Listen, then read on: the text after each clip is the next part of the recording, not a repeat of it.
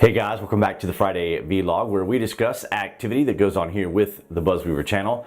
That includes things like current events, headlines that are in the news, social media, technology, and items of interest that come up during the week that allow us to have a little bit of a dialogue. If this is your first time here, I'd like to welcome you. And if you are a frequent viewer, I would ask of you guys to click on that watermark right there in the bottom right hand corner to subscribe, along with that notification bell, so that way you guys will know when the Friday vlogs as well as additional content is available here on the channel.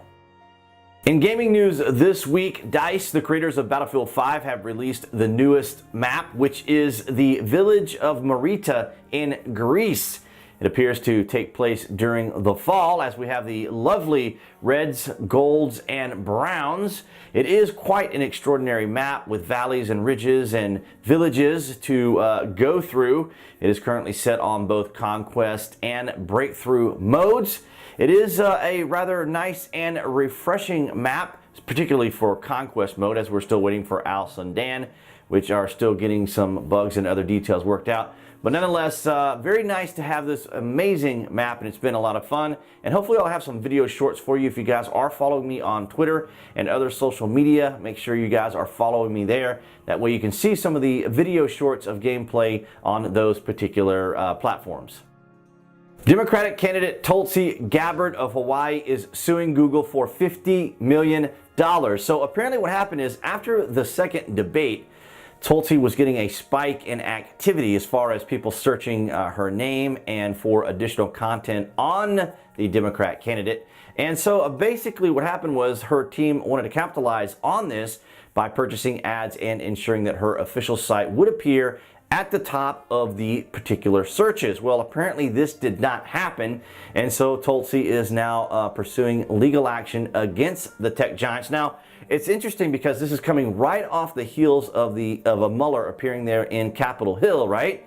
And you know, they're all worried about Russian interference or Russian involvement, Russian bots, whatever, Russia this, Russia that.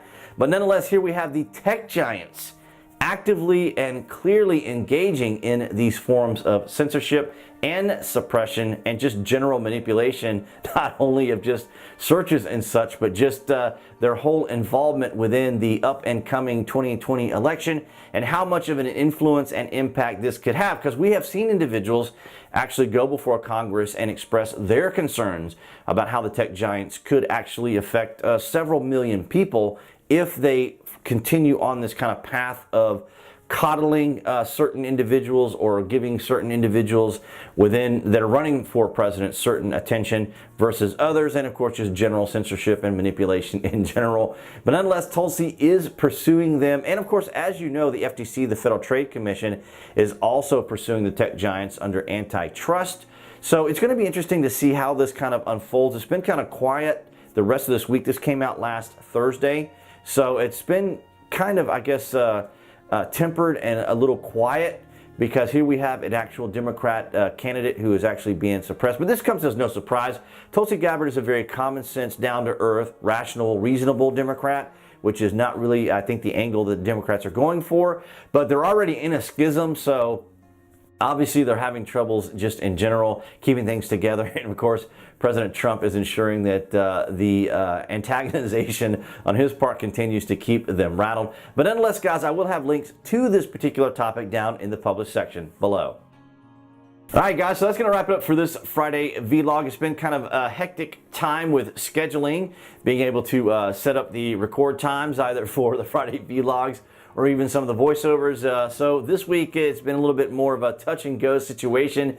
But nonetheless, guys, I do appreciate the likes, the shares, and the comments. So of course, if you haven't already, you have the obligatory channel icon appearing right there on the screen to subscribe, along with clicking that notification. If you guys do want to know when the Friday vlog is available, as well as additional content that's here on the channel. And I'll see you guys right there behind the camera next Friday.